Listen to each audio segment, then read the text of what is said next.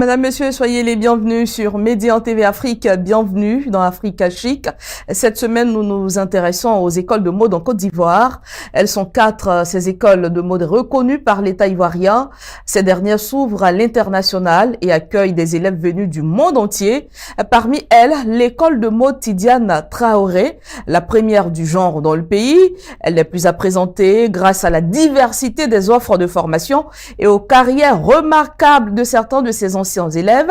Africa Chic de ce jour fait la lumière sur cette première école de mode de Côte d'Ivoire. Pour la découvrir et comprendre son fonctionnement, nous avons le plaisir de recevoir Monsieur Abou Ouattara. Il est le directeur général de cet établissement. Monsieur Ouattara, bienvenue et merci d'avoir répondu à notre invitation. Bonjour Sandrine, c'est moi qui vous remercie. D'accord. Alors, Monsieur Ouattara, rapidement, vous allez nous présenter votre établissement, depuis quand il existe. D'accord, je vous remercie. Alors, l'école de mode Tidiane T existe depuis 1972. Le fondateur, feu Monsieur Tidiane Traoré, il a travaillé en Côte d'Ivoire. Il a fait les beaux jours de la mode en Côte d'Ivoire. Il s'est expatrié en France, à l'Académie internationale de Coupe de Paris. Et il a fait ses classes, il a eu ses diplômes, il a décidé de rentrer au pays.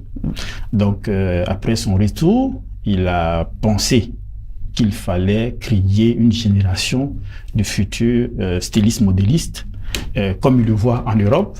Donc, il a créé une école. Voilà, en 1972. Et officiellement, c'est en 1974 que nous avons eu l'agrément du ministère de l'enseignement technique et de la formation professionnelle. Donc voilà toute l'histoire. Et l'école porte justement le nom de Monsieur Traoré, d'où le Tidiane Traoré. Alors, pourquoi justement une école de mode en Côte d'Ivoire?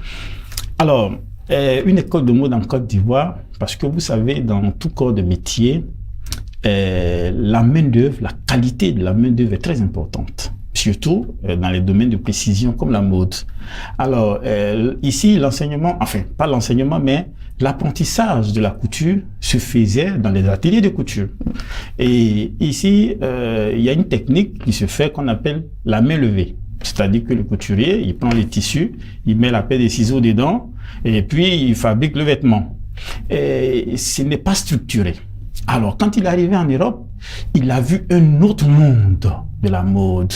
Il voit la mode avancer, il voit les techniques de fabrication. Il s'est dit, ben tiens, ici, c'est du jeu qu'on fait ici.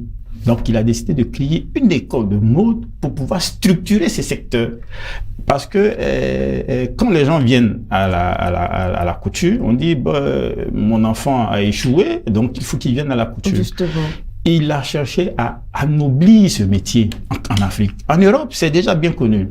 Mais en Afrique, les gens se disent que c'est parce qu'on a échoué qu'on vient là. Donc, son combat, c'était de donner le caractère structuré, le caractère école et le caractère donner de l'opportunité aux jeunes de pouvoir se former sérieusement. Donc, c'est ce qui a fait qu'il a créé une école de couture. Est-ce qu'à l'époque, ça a été facile pour lui d'avoir des élèves? Ah non, bien sûr, c'était pas facile parce que les gens, ils se demandaient, ben attends, venir payer 300 000 francs, 200 000 francs pour la couture? Donc, ben, c'est aberrant.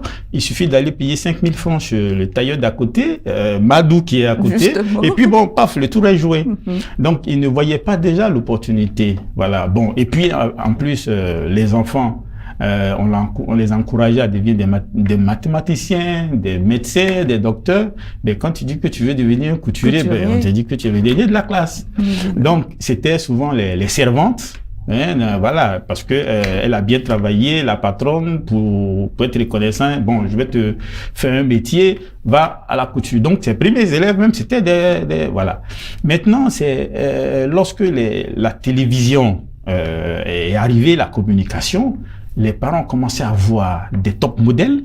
Ils ont commencé à voir des gens qui, les Tidiane, les Chris Seydou, qui faisaient des grands défilés de mode, qui avaient de grosses voitures, de grosses cylindres. On s'est dit, ben tiens, voilà, on peut gagner. Promoteur. Voilà, c'est promoteur. Donc, c'est ce qui a fait que il a eu du mal avant, mais progressivement, les gens ont commencé à changer de vision sur ce métier. C'est ça. Alors, qui peut donc intégrer l'école Tidiane Traoré et comment faire pour être accepté?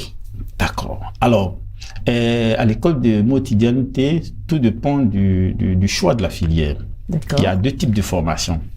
Il y a la formation de longue durée, 3 ans de formation. Cette formation dépend du ministère de l'enseignement technique et de la formation professionnelle. Donc, les élèves préparent des CAP ou bien des BT. CAP, c'est-à-dire le certificat d'aptitude professionnelle. Et puis, le BT, c'est le brevet de technicien. Alors, pour le CAP, dès que vous avez le niveau 5e, parce que c'est un diplôme qui est préparé. Donc, dès que vous avez le niveau 5e, vous pouvez intégrer l'école de mode Tidiane. Pour le niveau BT, on vous demande un niveau minimum de la classe de 3e. Voilà, et vous pouvez intégrer l'école de mode Tidiane, vous faites vos 3 ans et puis vous sortez avec votre diplôme. Maintenant, à côté, il y a la formation qualifiante. Là, ça n'a pas besoin de niveau. C'est-à-dire, vous êtes passionné de mode, c'est la seule condition. Passionné de mode, lorsque vous venez, vous faites 15 mois de formation, nous, on vous transforme en styliste modéliste confirmé. Ah bon? Voilà, en 15 mois de formation. Ensuite, il y a la formation courte durée, mais ce sont des formations de recyclage. C'est-à-dire, un couturier, par exemple, qui exerce depuis son métier, il décide de se convertir, soit il est couturier homme, il veut faire la couture dame, puisque peut-être dans son quartier, c'est ce qui marche. Donc, quand il vient, nous, en 6 mois, peut-être moins que ça même, on fait la conversion.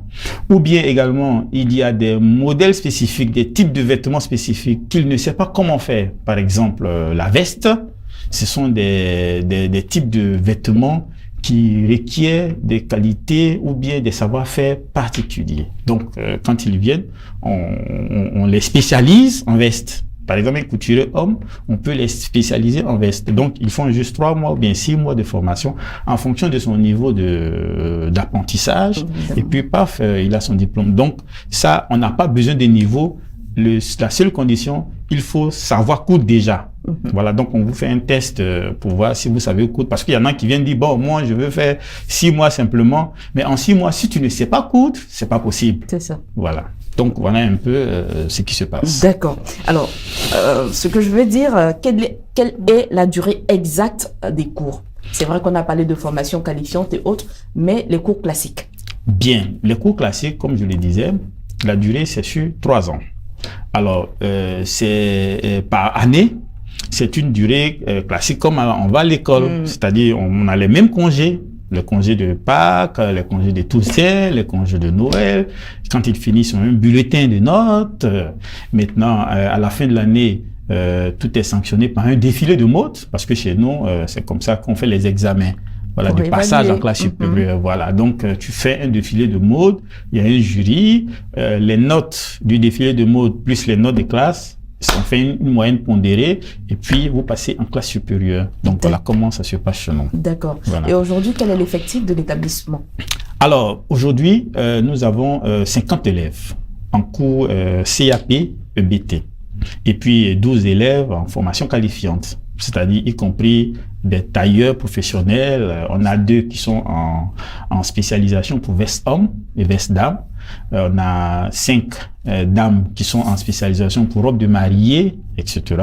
Et puis, on a environ 5 encore qui sont venus pour apprendre la base pour devenir styliste modéliste parce qu'elles sont passionnées de mode. D'accord. Alors, Monsieur Ouattara, ce qu'on va faire, c'est qu'on marquera une pause pour voir un élément vidéo réalisé par nos reporters qui se sont rendus dans la ville balnéaire de Grand-Bassam pour faire justement une incursion au sein de votre établissement Tidiane Traoré. Ils ont pu échanger sur place avec quelques élèves. On regarde et on revient.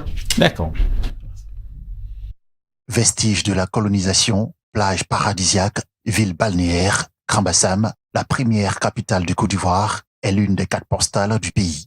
À côté des clichés touristiques qui font la renommée de la bourgade située dans la périphérie d'Abidjan, ce qui pourrait constituer la crème des crèmes du secteur de la mode est en train de naître. Nous sommes à l'école de mode Tidiane Traoré. Ici, l'enseignement est professionnel, la théorie s'entrelace à la pratique. Et on apprend, entre autres, la couture, la coupe, la technologie des textiles. C'est ça même la base de l'apprentissage. Voilà, parce qu'il faut apprendre cette partie-là. Parce que le tracé, d'abord, ça permet à l'élève de voir les différentes parties. Voilà, les différentes parties du corps humain. Voilà, et puis il y a la prise des mesures aussi qui vient en compte tout ça. Donc c'est après ce processus-là qu'on passe au patronage. Qu'est-ce que le patronage? Le patronage permet à trouver les différents patrons. Voilà, que ce soit le devant, que ce soit le dos, voilà, on trouve les différents patrons de la tenue. Maintenant, après avoir fait ça, on vient maintenant déposer sur le tissu. Et on met les valeurs de couture, ainsi de suite, tout, et on passe à la confection. Si l'apprentissage d'un métier lié à la mode présente une image contrastée, comme métier de la seconde chance, Yakoli Rosemary, elle, avait le choix de poursuivre ses études à l'université Félix Houphouët-Boigny, où elle a été orientée en faculté de géographie après son bac. Piquée par le virus de son hobby, devenu son métier de cœur, elle a fini par choisir.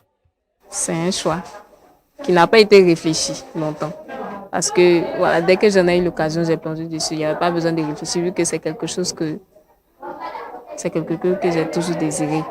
La mode est un secteur en pleine mutation en Afrique. Ces étudiantes le savent. Elles pourront demain constituer l'élite de la mode en Afrique. Cela passe par une formation optimale. Diallo Marietou, cette étudiante, est venue de la Guinée-Conakry pour apprendre la couture et envisager une carrière de styliste ou modéliste. J'avais déjà commencé la formation là-bas. Et puis, on m'a amenée ici. Il y a ma grande sœur qui vit ici. Donc, elle m'a dit de venir étudier ici pour poursuivre mes études. J'ai toujours rêvé d'apprendre ce métier.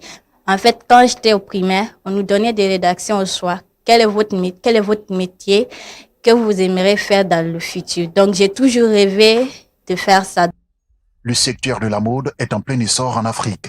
Ces étudiants pourront demain constituer la relève des grands couturiers africains tels que la Marocaine Laïla Aziz, l'Ivoirien Sissin Moïse ou encore le Burkinabé Patéo.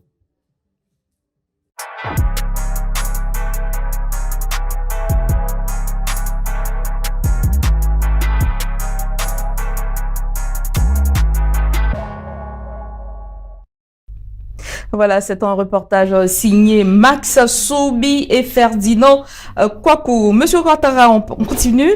Cette fois, pour comprendre quelle est la particularité de votre établissement. Pourquoi je dois choisir Tidiane Traoré? D'accord. Merci pour cette question, parce que c'est une question très importante. Alors, la particularité de Tidiane Couture, c'est-à-dire Tidiane a été fondée par un professionnel du métier. Parce que habituellement, ce qui s'adonne à la couture, enfin à l'école, c'est des philanthropes, c'est des gens qui ont de l'argent, ils récupèrent des couturiers et puis voilà. Mais ici, c'est quelqu'un qui a fait toutes ses classes, c'est-à-dire il a pris la couture, je dirais, dans la boue, c'est-à-dire qu'il a connu les périodes les plus difficiles. Il est allé en Europe, il a connu la partie européenne de la couture. Et puis, il est venu avec cette somme d'expérience. Il a fait son école. Moi, il m'a formé pendant 19 ans. J'ai été son apprenti pendant 19 ans. On a écrit des livres de couture ensemble. Alors, c'est cette somme je vais dire, d'expérience, c'est-à-dire sur le terrain, dans les ateliers, dans la pratique, et puis l'expérience théorique. C'est cette somme-là qui fait quotidienne. Ensuite, nous avons apporté également plusieurs touches. Parce que les gens pensent que dans la mode, les corps de métier qui existent dans la mode, c'est seulement couper, coudre et puis vendre la tenue. Non, il y a beaucoup de corps de métier. Donc, vous allez trouver à quotidienne des formations comme la literie, c'est-à-dire les lits d'eau, les lits, les draps, les thés, les houstes, etc. Donc, il y a des formations qualifiantes pour ça. Il y a des formations pour apprendre à être costumier dans un film. C'est-à-dire, il y en a qui pensent que c'est seulement aller s'asseoir dans un atelier de couture pour faire seulement que ça. Non, il faut pouvoir réfléchir pour pouvoir proposer des modèles qui vont avec, je vais dire, les projets d'un cinéaste ou bien d'un réalisateur. Il peut nous confier les vêtements de tout le film. C'est-à-dire qu'on veut faire un film sur Shaka Zulu, par exemple. Il faut aller dans l'histoire de Shaka Zulu, aller faire ressortir pour créer des vêtements qui vont avec. Et nos élèves sont formés comme ça. Donc, quand ils finissent, non seulement ils deviennent des praticiens de la mode parce que nous sommes professionnels déjà du métier, donc ils sont des professionnels. Et puis, ils seront des intellectuels de la mode parce que, en plus, on leur apprend des matières additives comme l'histoire de la mode, comme le stylisme, le dessin de mode, pour pouvoir faire les books de création. En somme, une formation complète et pratique. Et pratique, surtout pratique, parce que c'est ça qui a toujours été l'handicap des écoles de couture, parce que des élèves vont faire 3 années de formation, et puis après, ils vont chez des particuliers pour aller faire la main. Alors, ça crée déjà une inadéquation, parce que dans les écoles structurées, vous apprenez une méthode, mais vous devez retourner chez des particuliers qui ont appris déjà sur le tas pour aller faire vos mains. Donc, ça fait que l'apprentissage n'est pas de qualité. Alors que chez nous, le programme est fait de sorte que, en première année, vous devez finir 28 tenues corrigées pour pouvoir passer en classe supérieure. En deuxième année, c'est 32 tenues que vous devez faire. C'est-à-dire les devoirs, les exercices de classe, parce que chaque semaine, il y a un modèle qui est produit, qui est corrigé, qui est portable. En troisième année, c'est une 60aine de tenues. Mais quand vous finissez là, par élève, s'il vous plaît. Et quand vous finissez, et puis ce ne sont pas des tenues bon marché, parce que c'est corrigé, c'est noté, et c'est votre vie qui est en jeu. Donc, voilà quotidien. Voilà pourquoi vous devez venir à quotidien. D'accord, c'est bien noté. Alors, monsieur le directeur général, quelles sont pour vous les valeurs importantes inculquées à Tidiane-T? Alors, chez nous, d'abord, c'est les valeurs de travail. Parce que si tu veux être un grand styliste, modéliste, il faut aimer le travail. La paresse n'a pas sa place chez nous. Ça, c'est un. Deuxièmement, c'est vrai, il y a des aptitudes il faut avoir. Parce que il faut être un peu manuel. Voilà. Donc, quand tu viens à la mode, il y a des prérequis qu'il faut avoir quand même. Mais il y a certains qui nous surprennent. Dès qu'ils arrivent, ils ne savent rien faire du tout. Ils font leur première année. Franchement, on se demande si ceux-là pourront devenir... Mais moi, j'ai 19 ans de métier. Donc, je connais les élèves. Mais après, ce sont ces personnes qui nous surprennent parce que elles arrivent à s'intégrer facilement. Donc, ce que je vais dire, 1, il faut aimer le travail. 2, l'endurance. Parce que tu peux être assis, tu peux faire des tenues en période de fête. Souvent, tu peux veiller sur des tenues, mais quand tu es bien organisé, donc ça va faire, comment on appelle ça, la troisième qualité, il faut être bien organisé. D'accord? Donc, à quotidien, on leur enseigne tout ça. Et puis, ensuite, dans l'élément, le professeur de couture a parlé de la prise de mesure. Parce qu'il faut avoir une déontologie dans la prise de mesure. Ça augure, parce que c'est la prise de mesure qui est l'élément déclencheur, le départ de la réussite d'un vêtement. Si c'est mal fait, le vêtement ne réussira pas. Si c'est bien fait, le vêtement va réussir. Mais dans la prise de mesure, il faut avoir une technique. Mais il faut avoir une déontologie dans la prise de mesure. Parce qu'il y a des gens, je sais pas, peut-être que vous-même vous êtes allé chez un couturier, vous avez dû voir que en prenant les mesures, souvent il y a des tailleurs qui prennent les mesures en touchant les parties intimes des clientes. Mais c'est dangereux parce que tu peux être poursuivi même pour attouchement sexuel. Évidemment.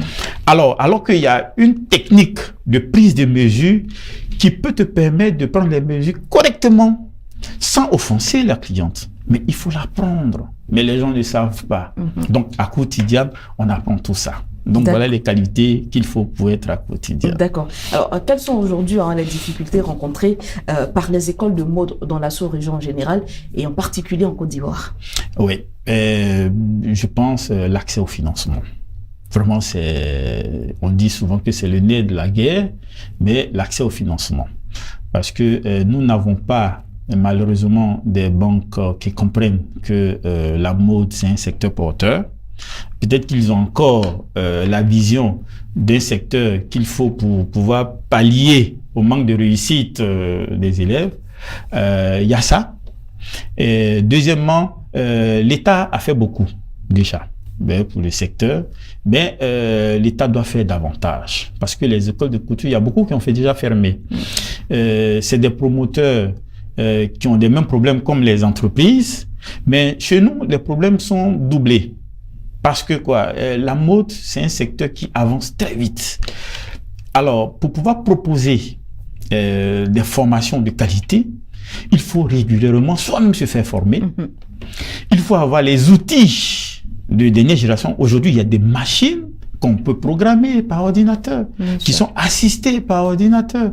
Mais en Côte d'Ivoire, je mets à quiconque de filles de me dire qu'ils ont un logiciel de formation dans le domaine de la mode en Côte d'Ivoire. Mais en Europe, ils sont beaucoup avancés. Au Maroc, ils sont beaucoup avancés sur la question. Ensuite, il y a l'offre de formation également parce que l'offre de formation doit pouvoir s'adapter aux besoins des entreprises sur le terrain. Alors, nous sommes des formateurs. Nous formons et nous mettons des élèves ou bien de la main-d'œuvre sur le terrain. Mais si cette main-d'œuvre n'est pas employée systématiquement, ça crée problème. Si cette main-d'œuvre n'est pas accompagnée, par exemple, aujourd'hui, je pense que l'État a pris une décision par le président de la République pour accompagner les jeunes. C'est l'année de la jeunesse. Et moi, je souhaite que pour le secteur de la mode, qu'on approche les écoles de couture, qu'on nous implique, parce qu'il y a beaucoup de corps de métier. Regardez par exemple, madame, aujourd'hui, on dit que l'agriculture, on doit pouvoir mécaniser l'agriculture. On doit pouvoir développer l'agriculture. C'est pareil pour la mode. On doit pouvoir développer le secteur de la mode pour aller vers l'industrialisation. Et c'est dans l'industrialisation qu'on peut sauver l'Afrique. Le sur-mesure, ça coûte cher. C'est-à-dire, vous venez chez votre tailleur, il prend vos mesures, il fait votre vêtement. Mais pour pouvoir réaliser un prototype, un vêtement, tu peux prendre 1 à 2 jours. Mais de 1 à 2 jours, en prêt-à-porter, tu peux faire environ 10 tenues, et le vendre, et puis avoir beaucoup d'argent. Donc, je pense qu'il faut faire des formations en ayant pour vision la rentabilité, en ayant pour vision comment faire pour pouvoir absorber ce vaste chantier de jeunesse qui est là, qui ne fait rien. Donc, nous, on peut absorber beaucoup. D'ailleurs, moi, je félicite les pays maghrébins. Pour dynamiser, donc le secteur, vous préconisez aussi le prêt-à-porter? Le prêt-à-porter surtout, parce que c'est le prêt-à-porter qui fait l'industrialisation. D'accord. Et donc, aujourd'hui, il faut avoir beaucoup de machines, alors qu'une machine, ça coûte beaucoup plus cher. D'accord. Il faut avoir de la main-d'œuvre de qualité. Nous sommes des formateurs, nous pouvons les fournir. Et puis, les jeunes sont disponibles. Mais je reviens, c'est le financement qui pose problème. Donc, je profite de votre antenne pour faire un plaidoyer auprès de nos autorités pour que il n'est pas toujours la vision mode, école de couture, c'est lorsque on n'a pas réussi, on vient à la mode, mais dire que la mode, c'est un secteur porteur, puisqu'il y a plusieurs corps de métiers. Nous, dans nos écoles, nous, on les connaît, on les identifie, on sait comment former à cela. Et les tailleurs qui sont sur le terrain, ils font de beau travail, mais c'est seulement sur un seul côté de la mode qu'ils s'orientent. Donc, approchez-nous pour qu'on puisse aider notre jeunesse. D'accord. Monsieur Tida, nous sommes pratiquement au terme de cette émission. On va aller rapidement sur votre dernier mot sur les perspectives qui s'offrent à la mode africaine. Alors, moi je pense honnêtement que la mode africaine a beaucoup évolué. Parce que au départ, quand nous on rentrait, parce que moi-même, je suis titulaire d'une maîtrise en droit, d'accord, mais j'ai été piqué par le virus de la mode, peut-être grâce à mon mentor, Monsieur Tidiane Traoré. Je m'incline devant sa mémoire. Mais je vais dire, en termes de perspective, il est important pour les couturiers d'aller vers l'industrialisation. C'est la clé de la réussite. Aujourd'hui, l'Inde, le Maghreb, ils ont réussi à s'imposer dans ce domaine grâce à l'industrialisation.